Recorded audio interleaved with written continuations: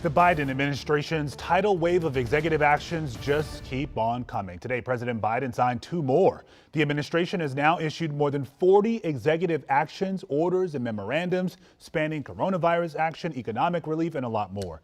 Well, today's actions have to do with health care. So let's break down what this could mean for you, starting with what's going to change. Today I'm about to sign two executive orders, and basically the best way to describe them, to undo the damage Trump has done. There's nothing new that we're doing here other than restoring the Affordable Care Act and restoring the Medicaid to the way it was before Trump became president.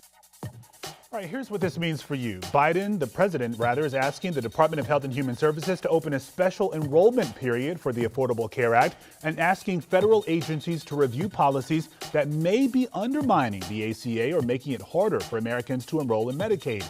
And that second action, it repeals a policy known as the Global Gag Rule, which stopped U.S. funding to international groups that give abortion counseling or referrals, and has been repealed and reinstated several times. So what does this all mean for you? Here's your main takeaway. Remember that special enrollment period I mentioned a minute ago? Well, if you lost your employer-provided health insurance, you'll be able to sign up for coverage. Enrollment will run from February 15th to May 15th, and you'll be able to sign up through healthcare.gov.